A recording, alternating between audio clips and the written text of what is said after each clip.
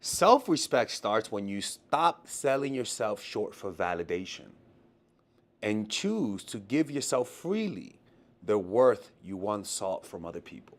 Right? That was a quote that took me a while to write it down good, but the reason why I say that is because at the end of the day, lack of self-respect and how badly you get triggered from other people starts because you're just addicted to one thing: validation. Humans need validation. If you don't validate someone, they'll hate you. If you don't validate yourself, you start to develop self-hatred and your ego will start to grow as a defense mechanism. And then when that happens, uncontrollable things outside of your control happens. If you see this painting is a painting that I'm starting to do myself. It's also almost the same size of my fucking head. It's kind of crazy. But this painting came when I was in rock bottom.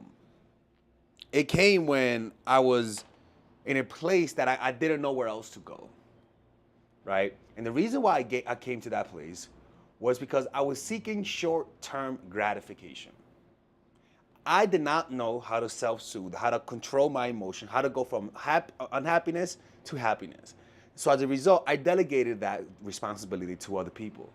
And when you do that, you actually start to develop self-hatred. You start to feel horrible about yourself. You stop respecting yourself because you know you can't be happy on your own. You need someone else. And you kind of know that you become an emotional crackhead, but you don't want to face that reality because it hurts. It doesn't go with your ego. So you start to self-deceive, lie to yourself. You start to sell yourself short, but without the awareness. You start to suppress yourself. It's truly a crazy thing. So this video is not about that you won't feel being triggered, right? You won't get triggered in their absence. You won't feel unhappiness. That's not what I'm talking about. It's that you're not going to get triggered into acting, right? You're not going to get triggered into acting. And the key to this, to developing this type of self-respect, is to learn, is to experience your rock bottom. What do I mean by that? Look, you deep down, you're sick and tired of the bullshit. Around you, your life is worse than it appears to be, because a lot of the times when we're deceiving ourselves, when we're getting played, a lot of the times our ego is too fragile to let us admit that we become doormats.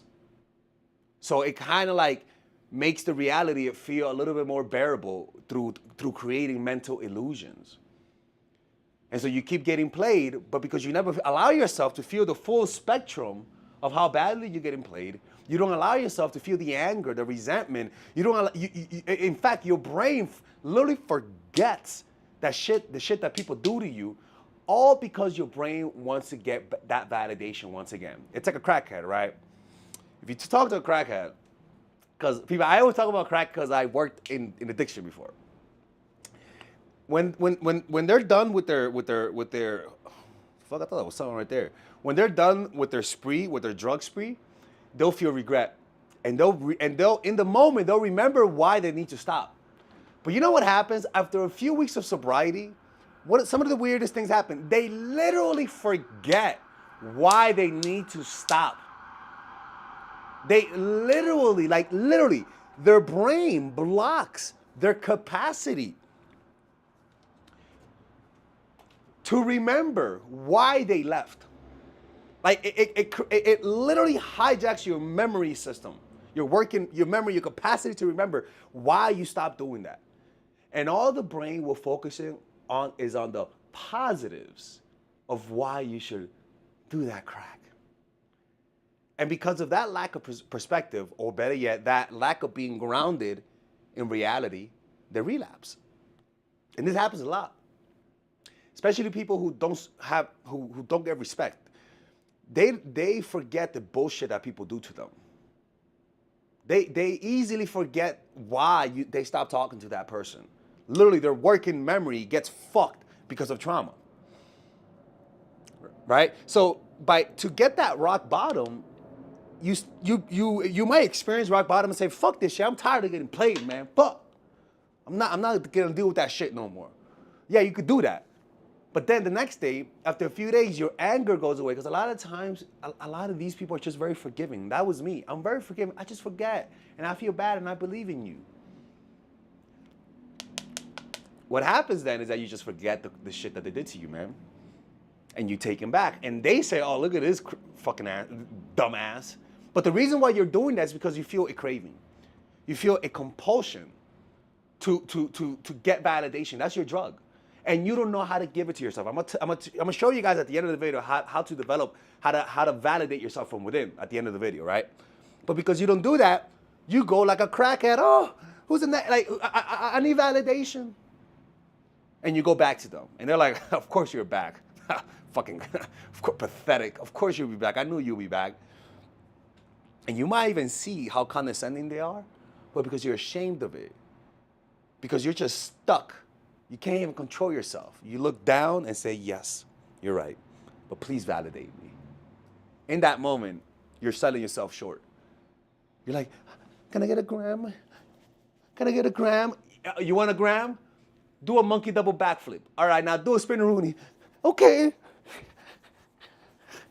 Can I get it now? Wait, kiss my feet. Kiss my feet. You're like, but why? And then the feeling of unhappiness, the feeling of emptiness says, dude, man, look, man, I'm so sad. I'm so depressed, man. I'm so anxious. Just kiss his feet. You're like, okay. And you kiss it. And you get the drug. You walk home and you're like, I cannot believe I did that shit, man. And over time, if this keeps happening, you get used to that degrading behavior because your degradation is getting rewarded by their validation. And you develop self-hatred, which makes you more dependent on them. And then when they pull away, when they're absent, it hurts even more because you sold yourself short and you got nothing to even say, you got nothing to show for it, right? This is what I tell people, work with me one-on-one. Sometimes you watch my videos and you think this is not you. A lot of the times it is you, right? If you guys want to book a phone call with me, click on the description down below, right? Or just have a talk with me when I do the Zoom calls for free, for the freeloaders. And you guys can tell me your situation for free as long as you let me. It's going to be part of the podcast, right? If you guys want to work with me, click on the description down below, okay? We're going to go to a quick little commercial break. Do you give off Terminator vibes because you're so masculine? Or do you give off nice girl, creepy, and needy vibes because you're just too feminine?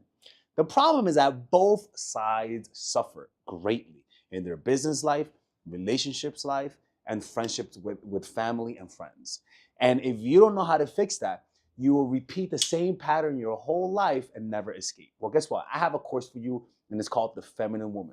It's pretty much a course on how to increase your self-esteem through practical means, not through giving you guys affirmation and wishing that you stop being Terminators or you stop being needy and creepy goldfish. No, I'll give you practical things that by you doing this, if you're too masculine, I swear people will say there's something in you. You look more relaxed. You're just more comforting. You become more emotionally open because I teach you guys those strategies. It's a 5-week course. If you're too masculine, you are successful in life. You are successful in business, but you struggle with connecting. And so that course will give you practical things that if you're Terminator, you'll come out human, people. Like you'll just give off a more relaxed vibe. It's what I did in my life to heal me from my toxic masculinity. It's a 5-week course. And in that, I teach you guys how to let go of the past. I teach you guys how to use your feminine energy to influence without being too sexual, which might sabotage you. I'll teach you guys how to use the masculine to be assertive without scaring people off because sometimes it could be too much. It's a course that balances those things out, okay? So if you go Bronx mode, if you're too Beverly Hills mode, I'll teach you guys how to go Bronx mode, or better yet, south side of Chicago type of shit. Well, now you're just a serial killer right there, right?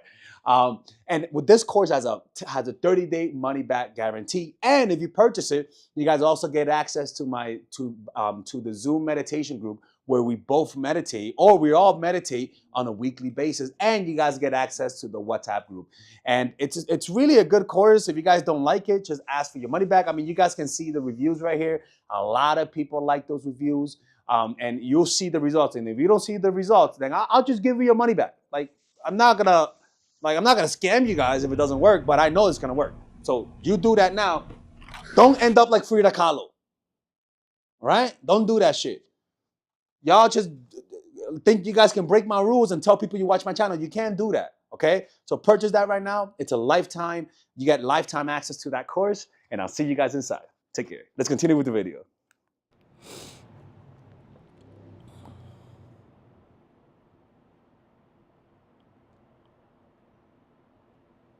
Okay, so we're back. So remember, first you must experience rock bottom. Realize how shitty and needy you are, how creepy you are, how pathetic people look at you, right? Because again, your brain has an ability that if you're getting what you want, it'll literally morph reality so that you could keep going. Even if it means making people who hate your guts, who look down on you, who look at you like a crackhead, you imagine that they look at you like an honorary citizen. You have to be sick and tired, and you're not going to be sick and tired if you keep yourself in that delusion. This emotional rock bottom is experienced by your eyes opening up and seeing how you're the cause of the disrespect. Without seeing how you contributed to it, you can never change. Because you'll always be looking outward, always be blaming other people. You got to realize you're the reason why this is happening. Yeah, but you might be a victim of a bad childhood, but you're the reason, because when you realize that, then you can control it. You're not powerless in this situation. These are things that, there's no cosmic thing that says, oh, let's fuck with this person. Let's fuck with them. Let's make sure their lives are miserable. It's not like that. It's something that you're causing it because your inner reality, your unhappiness, your needy creepiness is always gonna be reflected in other people. And when people sense needy, creepy emotions from you, they react with disrespect. It's part of human nature, like gravity, right? You're the cause. So the next thing you gotta do is not react with bitterness. It's not hate yourself. I cannot believe I let myself get played. Understand that you're only human, man. Like, you didn't know this. You didn't know you were being creepy. You didn't know that you were insecure. Let me tell you something. I did not know I was anxious. I swear to God, I thought I was confident. I told myself I was confident, but reality said I lacked a lot of confidence. How did I know that? Well, because when I went to meditation retreats, I would notice I felt a lot of anxiety and it just wasn't going away. And I noticed that even in the retreat, people were more calm compared to me. It was because I was inherently just more anxious. But my ego never let me see that I was anxious because I told myself I'm a chill guy. I'm a relaxed guy. But I was only paying attention to my narrative. I was not paying attention to my behavior and how I felt. Because if I looked at it, I would say, okay, I'm anxious. I need to get some help. I'm anxious. I need to work on my anxieties. So, how do you reverse this dynamic? How do you start gaining respect? Well, understand this about human nature. And it's the fundamental reason why people keep going back to people who are bad, who disrespect them, is that people never do things just once. Stop believing people's lie that said that they're gonna change, that they're not gonna do that, they're not gonna flake, they're not gonna be inconsistent. The more you believe lies, the more you gotta lie to yourself to at least see yourself in the mirror and not fucking feel pathetic. Stop believing lies. Stop thinking that people are gonna change. Stop trying to change people. Stop trying to change their behavior through you validating them. People never do. If they cheated on you once, they'll cheat on you again. If they'll hit you once, they'll hit you again. And the personal disrespect happens when you keep getting fooled by the same fucking lie. The same lie always gets you. Careful when you become happy, because it becomes an excuse to be needy and creepy. Yeah, you're happy, you're sad now, and you're like, you know what, Father Alex, I'll change. Oh, and all of a sudden things get better, you feel happier, and then you're like, you know what? Let me hit up this ex of mine. I'm happy. I forgive him. Let me let them know that I forgive. I feel so at peace that I forgive. Motherfucker, you lost the plot. That's not the point. Like it's so like people who lack self-respect. One of the ways that they sabotage is that when they're actually improving, they'll say, "Oh, I'm improving. Let me forgive my ex and go back." That's what they do. It's like people who do drugs, right? Oh my God, I just got a job. Let me celebrate with crack. It's not just unhappiness that triggers you to the needy, disrespectful behavior. It's also happiness that also becomes an excuse to act out. Self-respect starts with you seeing with your own eyes that you're able to get what you're selling yourself short for on your own. There's no need to sell yourself short. How do you do that? You first got to see it with your own eyes, little by little. Developing a meditation practice over time will develop self-respect because you stop relying on others to make you feel better. You start to see with your own eyes that the emotions you feel will arise and pass away. That the emotion you feel right now, let's have a little conversation with Father Alex, let's sit down, right? That the emotions that you feel, okay, all right, I guess no conversation. That the emotion that you feel right now will arise and pass away, right? And the only reason why back then you were needy and creepy and you couldn't control yourself was because you thought these feelings were always going to be there.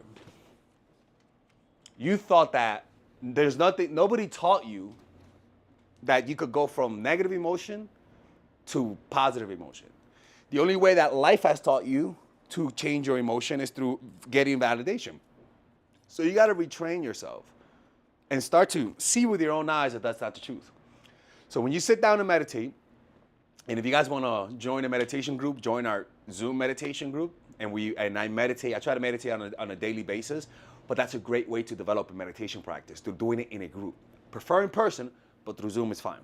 But when you start to meditate, you start to notice that your emotions arise and pass, and eventually every time you meditate, you'll notice that you feel more at peace, right? It's not easy, but you're slowly learning how to rely on your own faculties to feel better. It's really that. You don't respect yourself because you don't know your capabilities. And because of that, you delegate it out to someone else. So the continual practice of going from unhappiness to slight peace, from anger to slight peace, you become your own parent. A child that's anxious, unfortunately, a lot of the times had parents who weren't patient enough to cuddle their creepy little babies. Maybe they heard their creepy kid cry, and they're like, this fucking baby doesn't stop crying. The baby hears,